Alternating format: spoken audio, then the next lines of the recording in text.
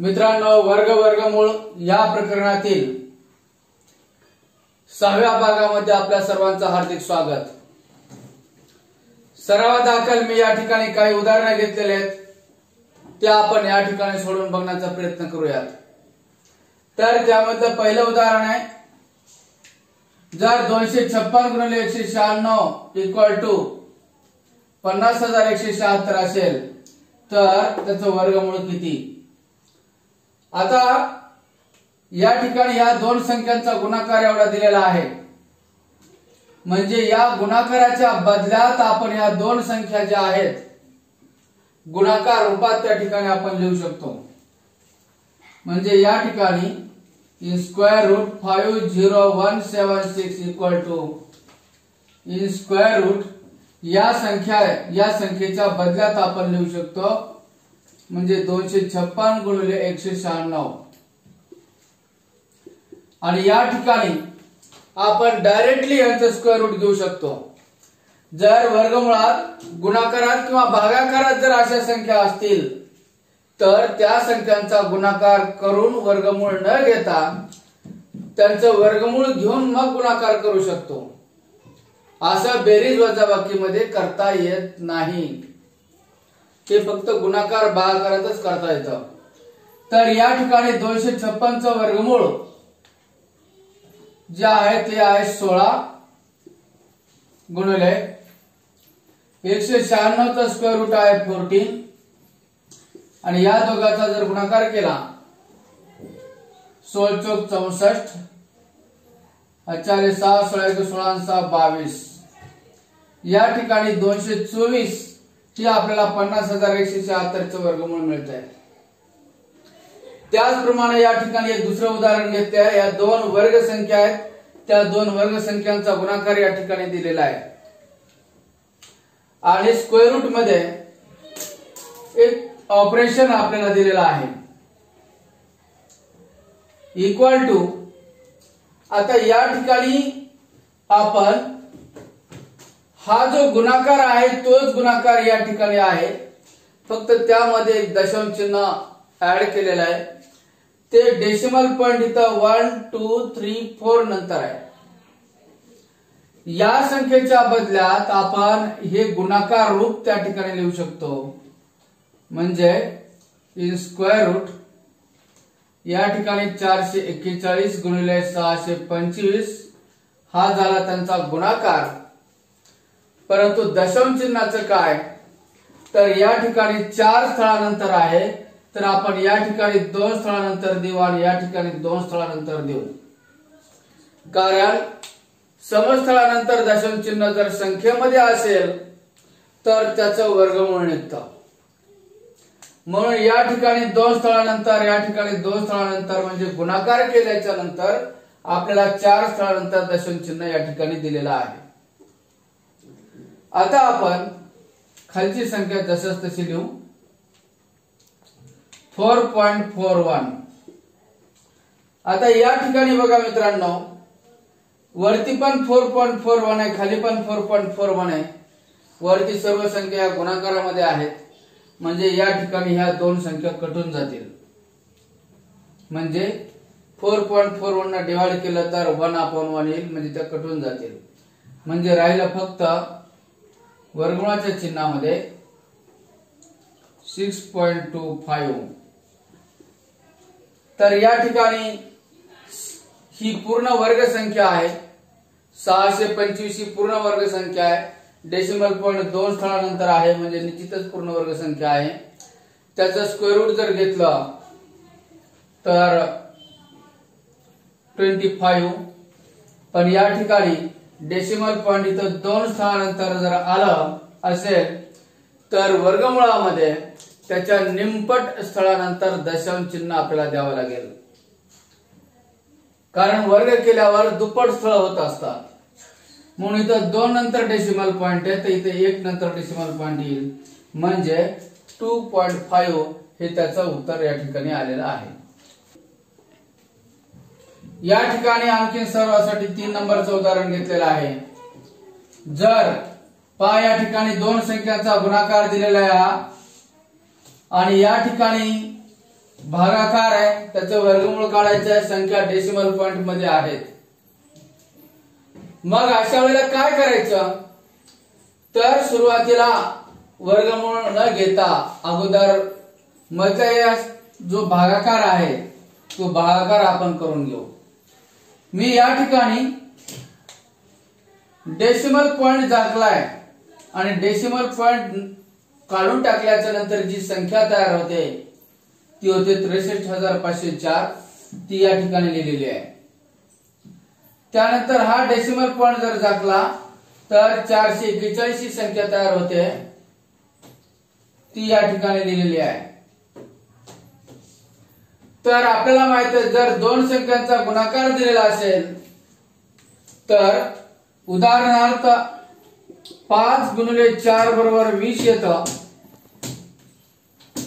जर 4 न जर या 20 ला भागलं तर 5 उत्तर येईल आणि 5 न जर 20 ला भागलं तर 4 उत्तर येईल. तसंच या ठिकाणी हा जो गुणाकार आहे या गुणाकाराला जर 441 ने जर भागलं तर या ठिकाणी 144 हे उत्तर येणार आहे. त्यानंतर राहिला प्रश्न डेसिमल पॉइंटचा. आता हे त्याचं या ठिकाणी आन्सर असणार आहे. 144 हा भागाकार आलेला आहे. मग दशांश चिन्ह देताना खालच्या स्थळांची संख्या मोजा. 1 2 3 4 5 हे 5 स्थळ आहेत खालचे आणि वरचे 1 2 3 स्थळ आहेत. 5 मधून 3 गेले 2 राहतील. जर 2 शिल्लक राहिले, उत्तर पॉझिटिव्ह आलंय. उत्तर जर पॉझिटिव्ह आला असेल तर त्याच्या पुढे 0 द्यायचे आणि उत्तर जर निगेटिव्ह आलं तर उजवीकडून 2 स्थळानंतर दशांश चिन्ह द्यायचे आहे. पहा इथं खालच्या स्थळातून खालच्या घरातून वरचे घर मायनस केलेले आहेत. ही गोष्ट आपल्याला लक्षात ठेवणं गरजेचं आहे. म्हणजे या ठिकाणी 14,400. आता या संख्येचं स्क्वेअर रूट याचं उत्तर हे आलेलं आहे. म्हणजे 63.504 भागिले 0.00441 इक्वल टू हे त्याचा आन्सर आहे. आता याचं स्क्वेअर रूट काढायचं आहे. याचं स्क्वेअर रूट काढायचं आहे डाव्या साईडचं 63.504 अपॉन 0.00441 म्हणजेच या उजव्या साईडचा आपल्याला स्क्वेअर रूट काढायचा आहे 14400. म्हणजे याचा स्क्वेअर रूट काढताना 144 चा फक्त वर्गमूळ घ्या 12 आणि इथं 2 शून्य आहेत तर त्याचा वर्गमूळ 1 शून्याच्या रूपामध्ये येईल म्हणजे तो 120 चा वर्ग आहे. म्हणजे याचा आपल्याला या ठिकाणी 120 हे फायनल आन्सर आपल्याला मिळालेला आहे. उदाहरण नंबर 4 मध्ये या ठिकाणी इन स्क्वेअर रूट 0.196 इंटू 0.081 असं दिलेलं आहे. आता या ठिकाणी 196 81 या पूर्ण वर्ग संख्या आहेत, पण या डेसिमल पॉइंट मधल्या ज्या संख्या आहेत या पूर्ण वर्ग रूपामध्ये नाही आहेत. म्हणजे ऍक्च्युअली या संख्या पूर्ण वर्ग संख्या नाहीत या ठिकाणी असं आपल्याला म्हणावं लागेल. मग वर्गमूळ घ्यायच्या अवस्थेमध्ये त्या कशा येतील यासाठी त्याचं आपल्याला रूपांतर करावं लागेल. म्हणजे या ठिकाणी आपण 0.196 ही संख्या अंशछेद रूपामध्ये लिहू. 196 अपॉन 1000 त्याला आपण असं लिहू शकतो इन न्यूमरेटर डिनॉमिनेटर फॉर्म मध्ये. याला 81 अपॉन 1000 असं लिहू शकतो. म्हणजे इक्वल टू या ठिकाणी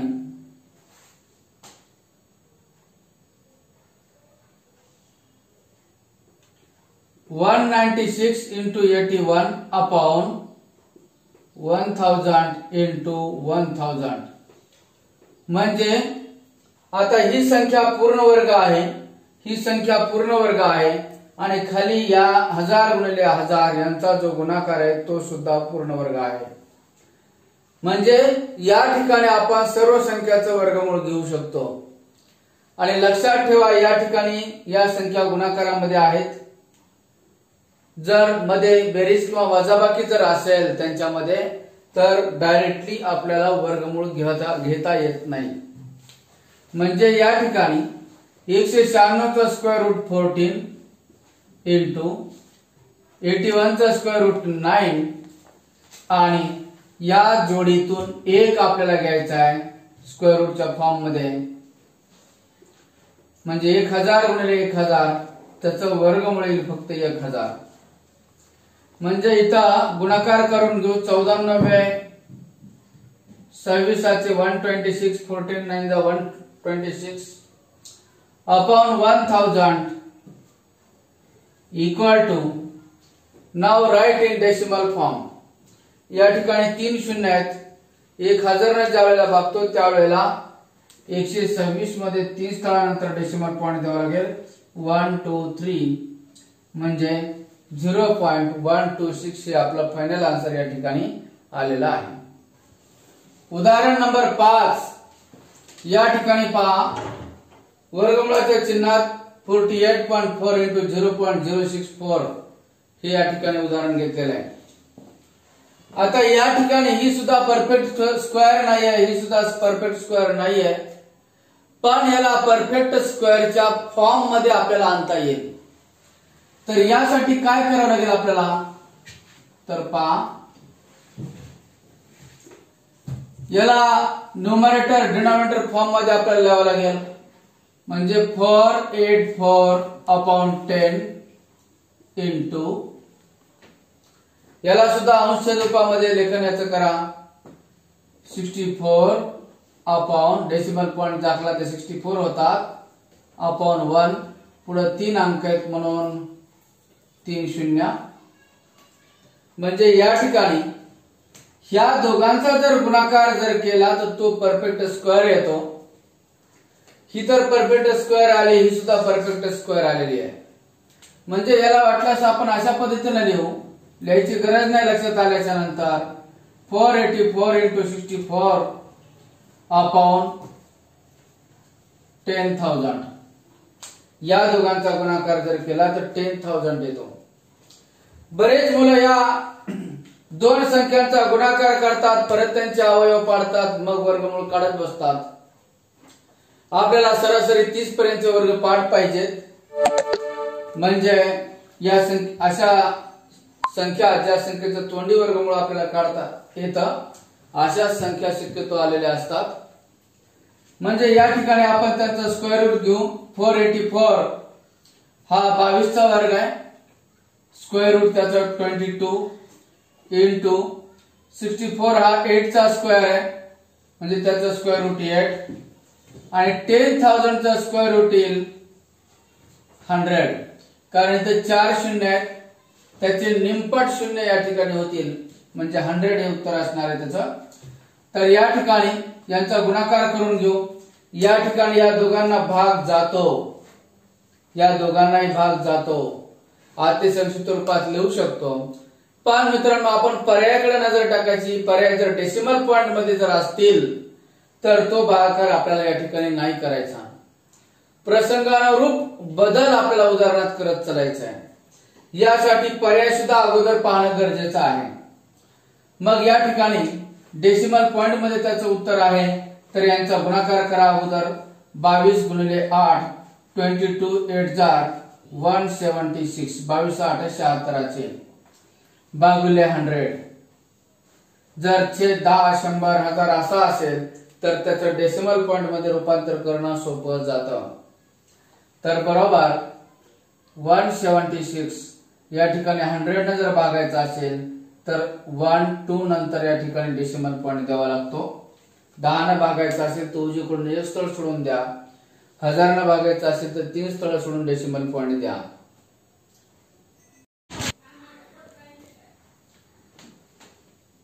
मित्रांनो, वर्गमूळ या प्रकरणातील 6व्या भागामध्ये आपल्या सर्वांचं हार्दिक स्वागत. सरावादाखल मी या ठिकाणी काही उदाहरणे घेतलेले आहेत, ते आपण या ठिकाणी सोडून बघण्याचा प्रयत्न करूयात. तर त्यामधलं पहिलं उदाहरण आहे, जर 256 गुणिले 196 इक्वल टू 50,176 असेल तर त्याचं वर्गमूळ किती. आता या ठिकाणी या दोन संख्यांचा गुणाकार एवढा दिलेला आहे, म्हणजे या गुणाकाराच्या बदल्यात आपण या दोन संख्या ज्या आहेत गुणाकार रूपात त्या ठिकाणी आपण लिहू शकतो. म्हणजे या ठिकाणी in square root 50176 equal to in square root या संख्येच्या बदल्यात आपण लिहू शकतो, म्हणजे 256 गुणिले 196. आणि या ठिकाणी आपण डायरेक्टली यांचं स्क्वेअर रूट घेऊ शकतो. जर वर्गमुळात गुणाकारात किंवा भागाकारात जर अशा संख्या असतील तर त्या संख्यांचा गुणाकार करून वर्गमूळ न घेता त्यांचं वर्गमूळ घेऊन मग गुणाकार करू शकतो. असं बेरीज वजाबाकीमध्ये करता येत नाही, ते फक्त गुणाकार भागाकारातच करता येतं. तर या ठिकाणी 256 चं वर्गमूळ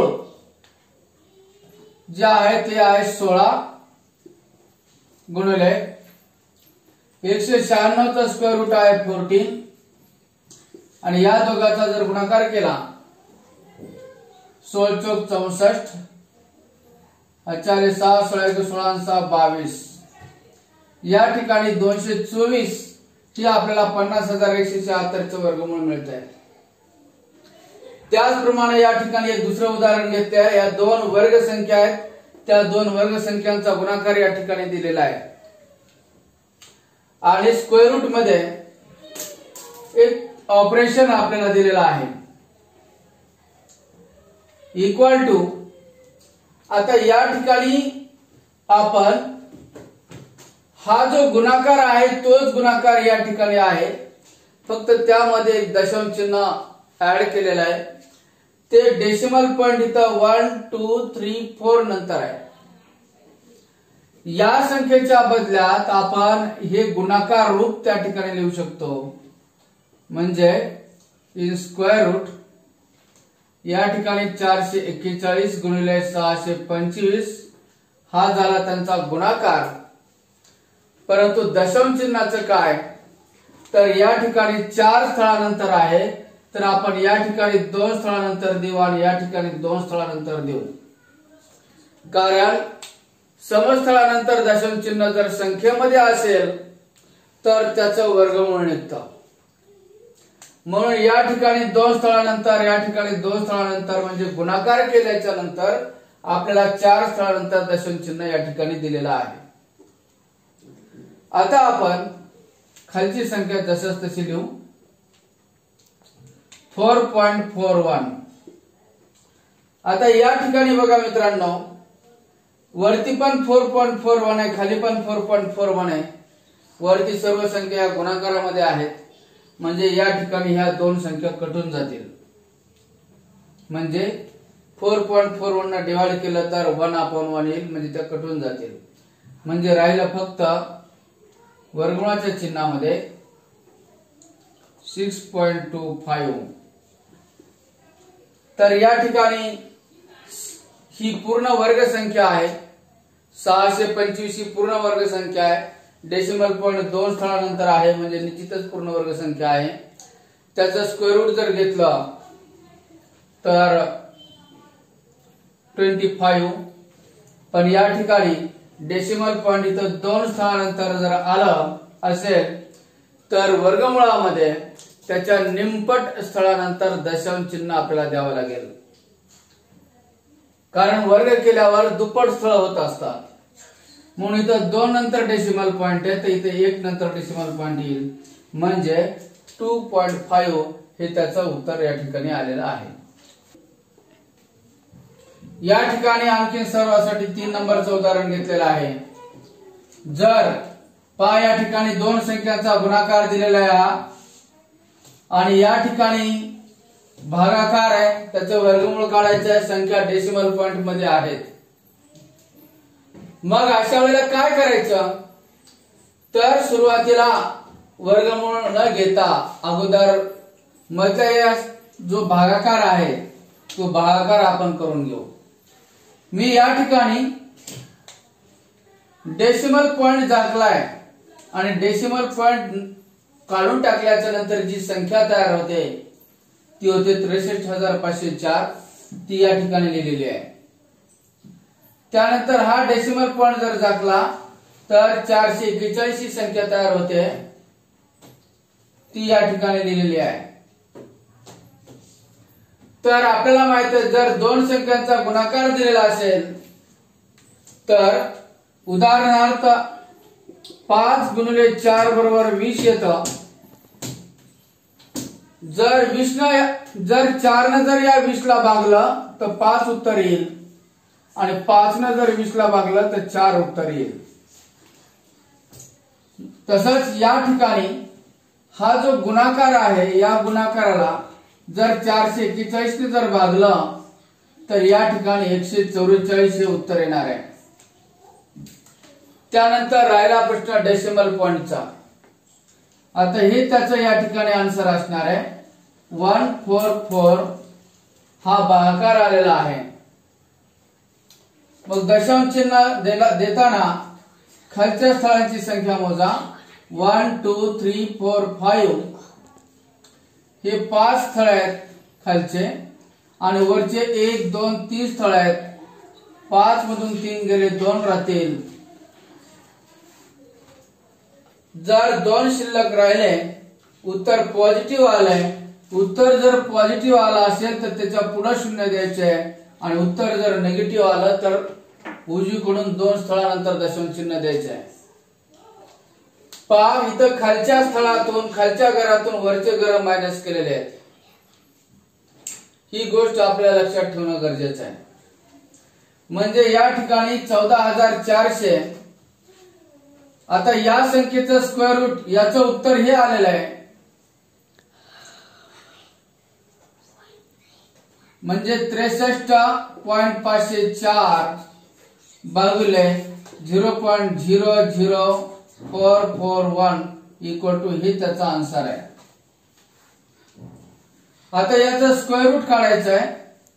याचं स्क्वेअर रूट काढायचं आहे डाव्या साईडचं 63.504 अपॉन 0.00441 म्हणजे या उजव्या साईडचा आपल्याला स्क्वेअर रूट काढायचा आहे 14400 म्हणजे याचा स्क्वेअर रूट काढताना 144 चा फक्त वर्गमूळ घ्या 12 आणि इथं 2 शून्य आहेत तर त्याचा वर्गमूळ 1 शून्याच्या रूपामध्ये येईल म्हणजे तो 120 चा वर्ग आहे।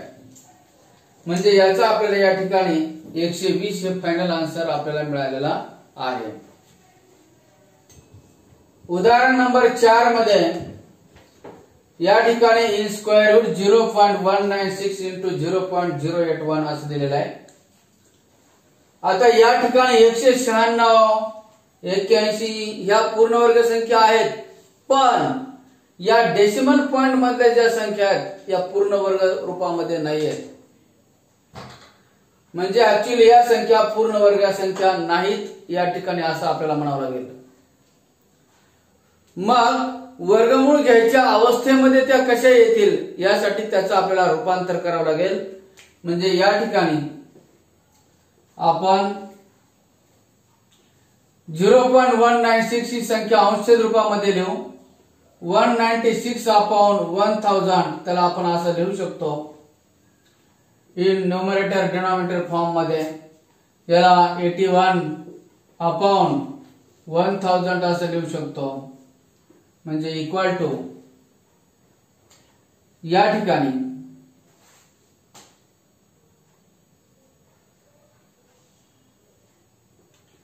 196 इंटू 81 अपॉन 1000 इंटू 1000 म्हणजे आता ही संख्या पूर्ण वर्ग आहे, ही संख्या पूर्ण वर्ग आहे आणि खाली या 1000 गुणिले 1000 यांचा जो गुणाकार आहे तो सुद्धा पूर्ण वर्ग आहे। म्हणजे या ठिकाणी आपण सर्व संख्याचं वर्गमूळ घेऊ शकतो। आणि लक्षात ठेवा या ठिकाणी या संख्या गुणाकारामध्ये आहेत। जर मध्ये बेरीज किंवा वजाबाकी जर असेल त्यांच्यामध्ये तर डायरेक्टली आपल्याला वर्गमूळ घेता येत नाही। म्हणजे या ठिकाणी 196 चा स्क्वेअर रूट 14 इंटू 81 चा स्क्वेअर रूट 9 आणि या जोडीतून 1 आपल्याला घ्यायचा आहे स्क्वेअर रूटच्या फॉर्म मध्ये, म्हणजे 1000 गुणिले 1000 त्याचं वर्गमूळ येईल फक्त 1000. म्हणजे इथं गुणाकार करून घेऊ. 14 26 126 14 9 126 upon 1000 equal to, now write in decimal form. या ठिकाणी 3 शून्य आहेत. 1000 ने ज्या वेळेला भागतो त्यावेळेला 126 मध्ये 3 स्थळानंतर डेसिमल पॉइंट द्यावा लागेल. 1 2 3 म्हणजे 0.126 हे आपला फायनल आन्सर या ठिकाणी आलेला आहे. उदाहरण नंबर 5. या ठिकाणी पहा, वर्गमूळाच्या चिन्हात 48.4 इंटू 0.064 हे या ठिकाणी उदाहरण घेतलेलं आहे. आता या ठिकाणी ही सुद्धा परफेक्ट स्क्वेअर नाही आहे, ही सुद्धा परफेक्ट स्क्वेअर नाही आहे, पण याला परफेक्ट स्क्वेअरच्या फॉर्म मध्ये आपल्याला आणता येईल. तर यासाठी काय करावं लागेल आपल्याला, तर पहा, याला न्यूमरेटर डिनॉमिनेटर फॉर्म मध्ये आपल्याला लिहावं लागेल. म्हणजे 484 अपॉन 10 इंटू, याला सुद्धा अंश रूपामध्ये लेखन याचं करा, 64 अपॉन डेसिमल पॉइंट दाखला ते 64 होतात, अपॉन 1 पुढे 3 अंक आहेत म्हणून 3 शून्य.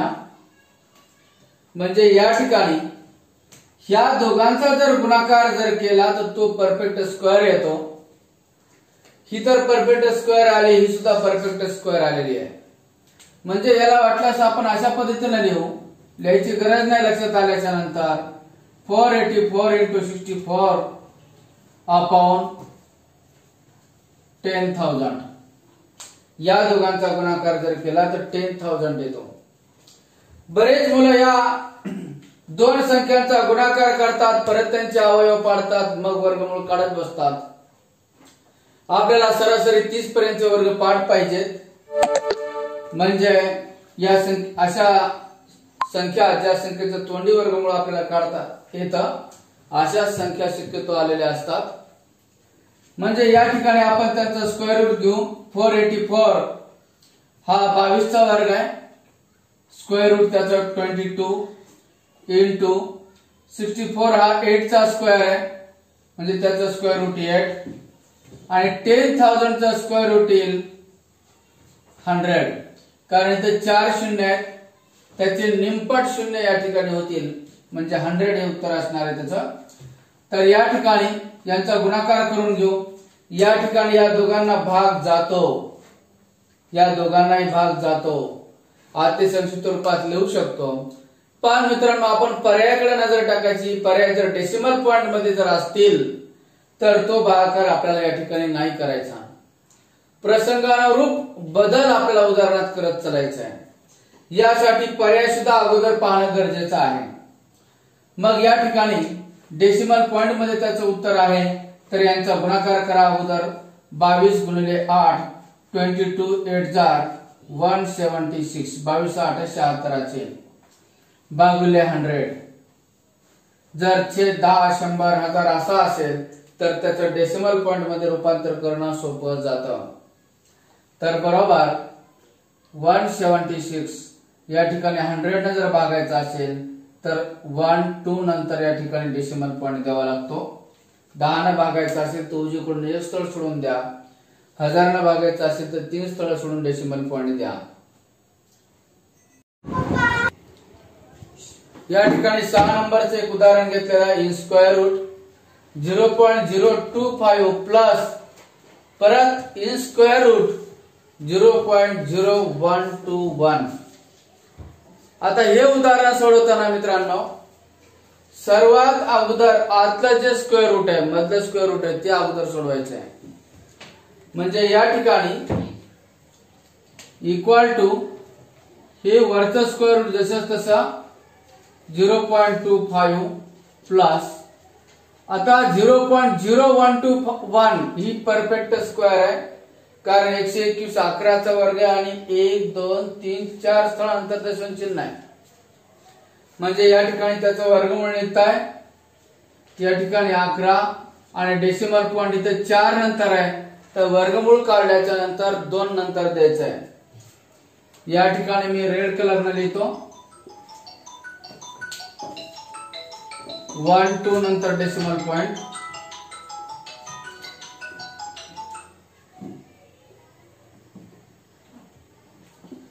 तर या ठिकाणी अगोदर इथं आपल्याला आता हे बेरजेच्या रूपात असल्यामुळे वर्गमूळ काढता येत नाही, जरी त्या वर्ग संख्या असल्या तरी पण यांची या ठिकाणी अगोदर बेरीजच करायची आहे.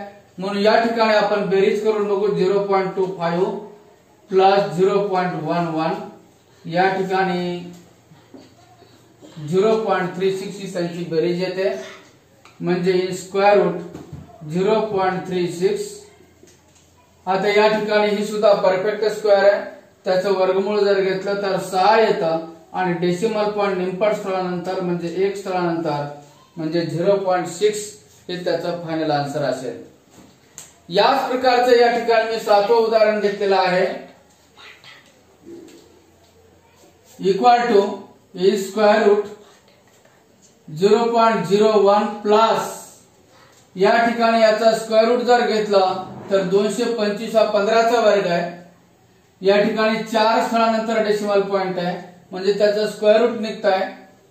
या ठिकाणी 15 आणि डेसिमल पॉइंट आफ्टर 2 डिजिट निंपट स्थळानंतर दशम चिन्ह द्यायचं आहे आणि या ठिकाणी 0. आता या ठिकाणी उभ्या मांडणीत आपण यांची बेरीज करून बघू. 0.01 प्लस 0.15 या ठिकाणी 5 plus 1 6 1 0 equal to in square root 0.16.